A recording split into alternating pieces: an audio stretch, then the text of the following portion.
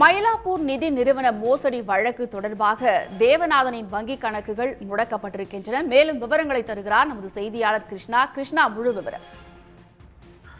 நிச்சயமாக மயிலாப்பூரில் நிதி நிறுவனம் நடத்தி முதலீட்டாளர்களுக்கு பணத்தை திருப்பி கொடுக்கவில்லை என கோடிக்கணக்கான ரூபாய் மோசடி செய்த விவகாரத்தில் தேவநாதனை போலீசார் கைது செய்தனர். குறிப்பாக பொருளாதார குற்றப்பிரிவு அதிகாரிகள் இந்த விவகாரத்தில் வழக்கு பதிவு செய்து விசாரணை மேற்கொண்டு வருகின்றனர்.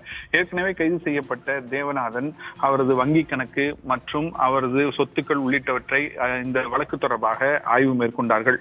மொத்தமாக 525 கோடி ரூபாய் அளவிற்கு மோசடி செய்ததாக குற்றச்சாட்டு எழுந்த நிலையில் இந்த குற்றச்சாட்டு தொடர்பாக 300க்கும் மேற்பட்டோர் தற்போது வரை புகார் அளித்திருப்பதாக பொருளாதார குற்றப்பிரிவு அதிகாரிகள் தெரிவித்திருக்கிறார்கள். இந்த 300க்கும் மேற்பட்டோர் அளித்த புகாரின் அடிப்படையில் தற்போது வரை 50 கோடி ரூபாய்க்கு மேல் மோசடி நடந்தது தொடர்பாக புகார்கள் வந்துள்ளதாக தெரிவித்திருக்கிறார்கள். தொடர்ந்து இந்த விசாரணை மேற்கொண்டு வந்தபோது இந்த மோசடி செய்யப்பட்ட பணம், அதாவது முதலீட்டாளர்களிடமிருந்து அதிக வட்டி தருவதாக சொல்லப்பட்டு பெறப்பட்ட இந்த பணம் அனைத்தும் எங்கு இருக்கிறது என்பது குறித்து விசாரணை நடத்தப்பட்ட போது அவை சொத்துக்களாகவோ வங்கி கணக்குகளாகவோ இருக்கலாம் என்ற அடிப்படையில் தொடர்ந்து பொருளாதார குற்றப்பிரிவு போலீசார் விசாரணை மேற்கொண்டு வந்தார்கள். அந்த அடிப்படையில் தான் தேவநாதன் பெயரில் இருக்கும் 5 வங்கி கணக்குகளை தற்போது முடக்கி அதை ஆய்வு மேற்கொண்டு வருகிறார்கள்.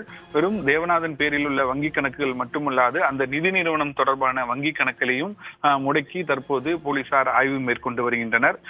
குறிப்பாக இந்த விவகாரத்தை பொறுத்தவரையில் தேவநாதை காவலில் எடுத்து விசாரிக்கவும் பொருளாதார குற்றப்பிரிவு போலீசார் நீதிமன்றத்தில் மனு தாக்கல் செய்திருக்கிறார்கள்.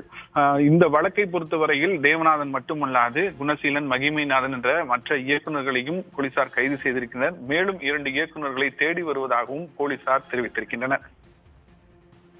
விரிவான தகவல்களுக்கு நன்றி கிருஷ்ணா.